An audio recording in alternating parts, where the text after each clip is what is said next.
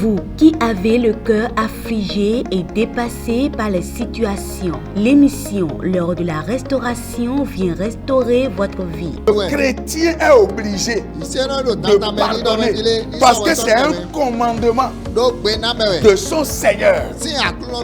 Il doit pardonner son prochain. Par l'émission L'heure de la restauration de l'apôtre Hospice Torrent, votre alliance avec Dieu est rétablie. L'heure de la restauration, c'est tous les mardis à 20h45 et les samedis à 15h. L'heure de la restauration, c'est sur la télé évangélique pour un nouveau départ dans le Seigneur.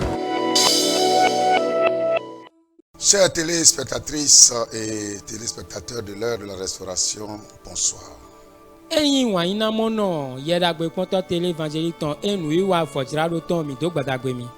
thème que nous voulons partager ce soir avec vous s'intitule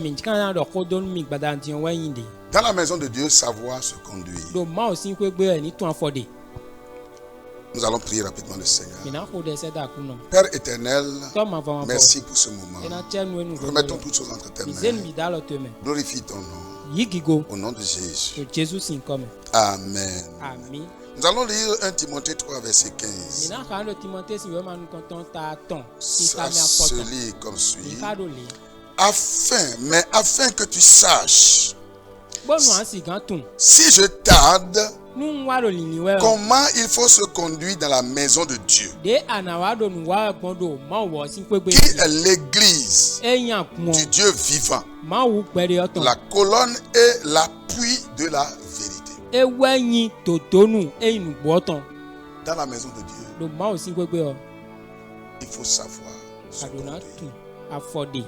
On ne doit pas vivre n'importe comment. On ne doit pas faire ce qu'on veut. On ne doit pas faire ce qu'on veut. Il y a une ligne de conduite. Il y a des choses qu'il ne faut jamais faire. Il y a des choses qu'il ne faut jamais faire. Des choses qu'il ne faut jamais dire. Alléluia. Lisons à présent Galates 6, verset 7. Ne vous y trompez pas. On ne se moque pas de Dieu. Ce qu'un homme aura semé, il le moissonnera aussi. On ne se moque pas de Dieu. Ce qu'un homme aura semé, il le moissonnera aussi. Ce que tu sèmes, ce que tu fais, ce que tu dis, ça va porter un fruit. Et que tu dois moissonner absolument. C'est pourquoi il ne faut pas faire n'importe quoi. Il ne faut pas dire n'importe quoi. Gloire à Dieu. Osée 4, verset 6. Mon peuple est détruit parce qu'il lui manque la connaissance. C'est le problème que nous avons. C'est le problème que nous les chrétiens nous avons. Il nous manque la connaissance. Nous manquons de connaissance. Nous connaissons tous en partie. Que tu sois docteur, que tu sois bishop, archibishop, quel que soit le titre que tu as, tu connais en partie. Tu connais juste un peu.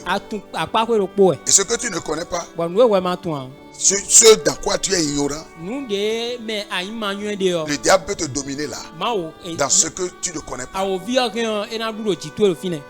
Alléluia. Je m'en vais partager avec vous 12 choses qu'il ne faut jamais faire contre l'église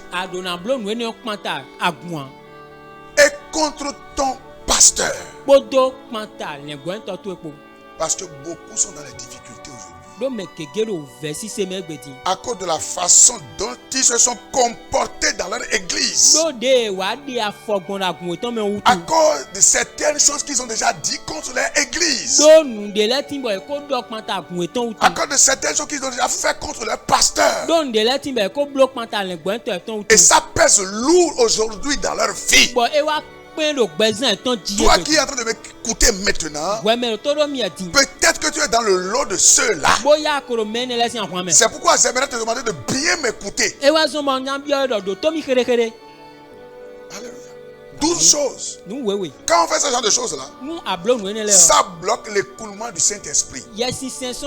Et ça conduit dans la malédiction. La malédiction divine. Parce que Dieu est juste.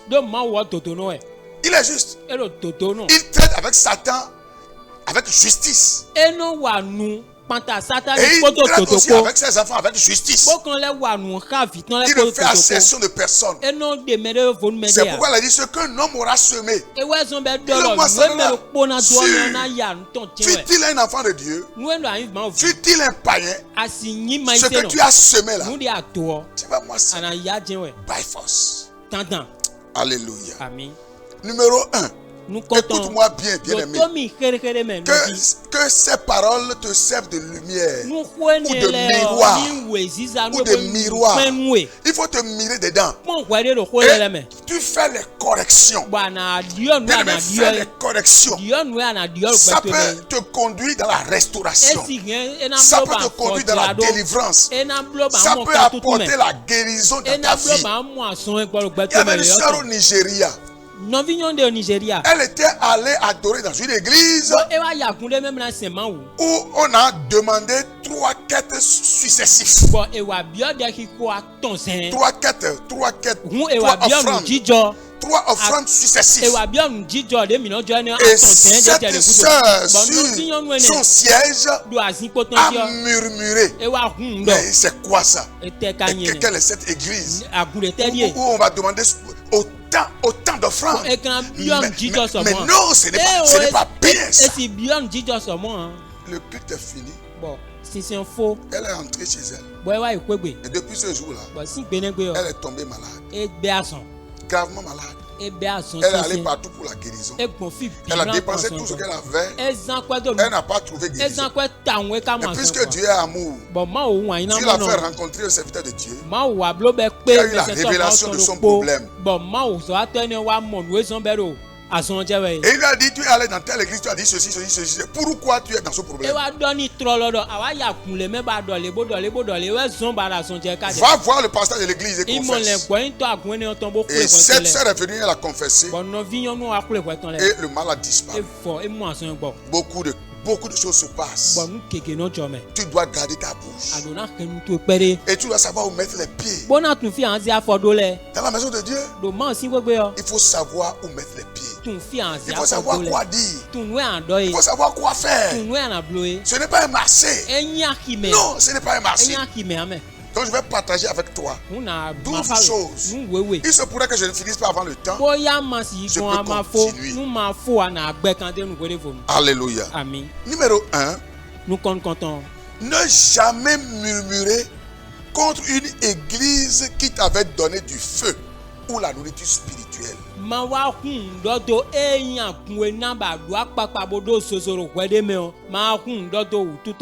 faut pas murmurer contre cette église-là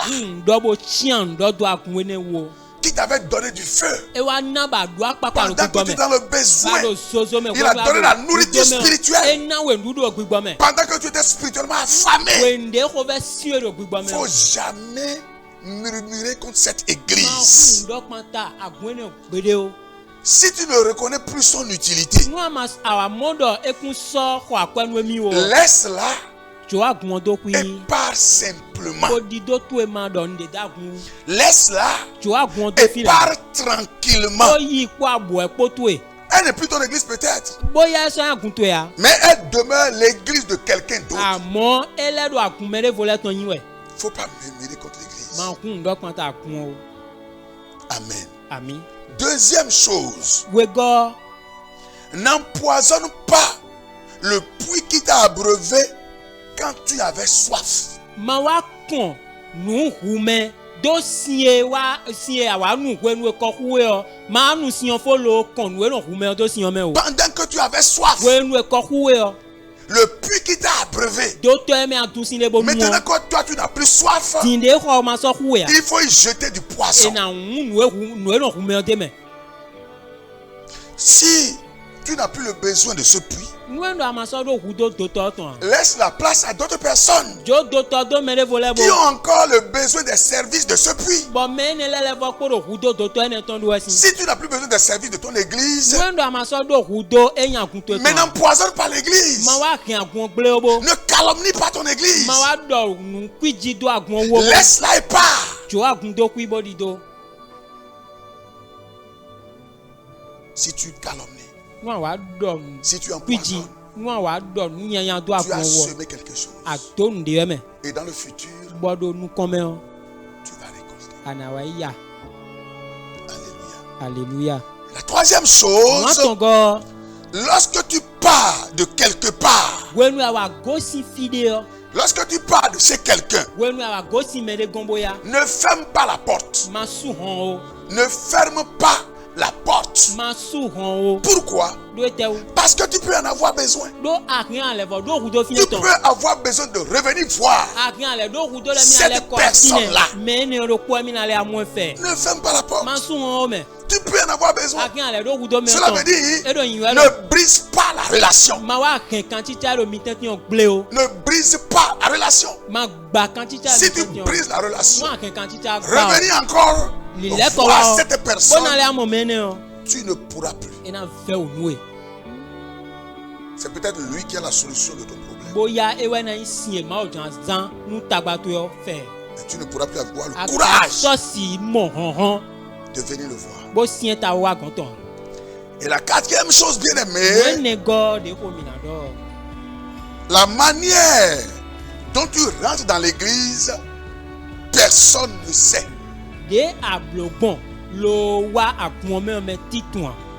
Mais la manière dont tu vas sortir, tout le monde le saura. La manière dont tu entres dans une église, personne ne sait. Mais la manière dont tu vas sortir, tout le monde le saura. Mais ce que tu vas retenir, c'est ce que tu vas semer, que tu vas moissonner. Si en voulant sortir, tu as cassé l'église et tu as amené les âmes ailleurs pour fonder ton église, il faut savoir que la même chose t'arrive. Ça va t'arriver by force. Et je prie pour toi que quand cela va arriver, que tu sois encore en mesure, que tu sois encore dans la force pour continuer le ministère. Il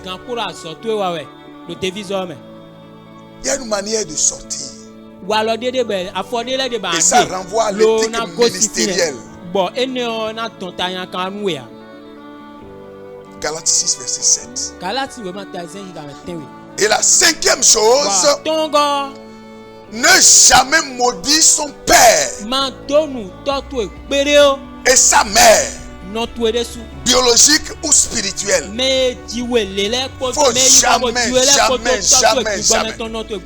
Faut jamais les maudire. Maudit veut dire dire du mal. Dire du mal. Faut jamais maudire ton père biologique, ta mère biologique, ton père spirituel, ta mère spirituelle. Il faut jamais les maudire. Qu'est-ce que nous ne voyons pas à l'église aujourd'hui? Les gens vont dire aux gens, ils vont dire aux fidèles, les faux prophètes vont dire aux fidèles, c'est ton père qui est sorcier, c'est ta mère qui est sorcière. Et puis c'est fini. Et les chrétiens abandonnent leur géniteur. Et c'est parce que sous prétexte qu'elle est sorcière. Et ils commencent par dire n'importe quoi sur leurs parents biologiques. Ils commencent par les maudire. ils abandonnent tout soutien. Et attendent que les parents meurent.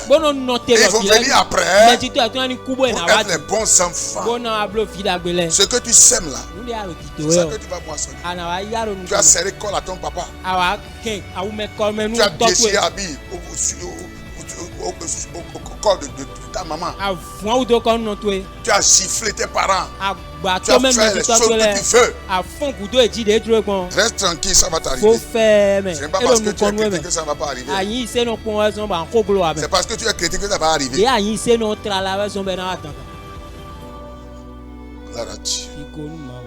Bien aimé dans le Seigneur, nous allons continuer la prochaine fois. Comme je l'ai dit tantôt, c'est un message qui est un peu long. Et je ne voudrais pas non plus courir. Je voudrais aller tout doucement pour vous permettre de comprendre. Parce que ce que je dis ici fait partie des souffrances que les enfants de Dieu sont en train de vivre aujourd'hui. Ah oui. Et ils ne s'en rendent pas compte. On parle trop. On parle trop. On dit des choses qu'on ne doit pas dire. On fait des choses qu'on ne doit pas faire. Dans l'église de Dieu. Et cela amène des problèmes. Des problèmes. Qui vous souviennent? Il y a une sœur qu'on appelait Mika. Ça s'est passé dans l'Ancien Testament. David dansait. Et il avait enlevé sa chemise. Il était nu et il dansait. Il glorifiait Dieu par cette danse. Et sa femme Mika s'est moquée. Elle n'a jamais eu d'enfant jusqu'à sa mort. Bien-aimé dans le Seigneur, que Dieu nous bénisse, que Dieu nous garde. Nous allons revenir pour continuer le message. Amen. Vous qui avez le cœur affligé et dépassé par les situations, l'émission L'heure de la restauration vient restaurer votre vie. Le chrétien est obligé de pardonner parce que c'est un commandement de son Seigneur. Il doit pardonner son prochain. Par l'émission Lors de la restauration de l'apôtre Hospice Torrent, votre alliance avec Dieu est rétablie. Lors de la restauration, c'est tous les mardis à 20h45 et les samedis à 15h. Lors de la restauration, c'est sur la télé évangélique pour un nouveau départ dans le Seigneur.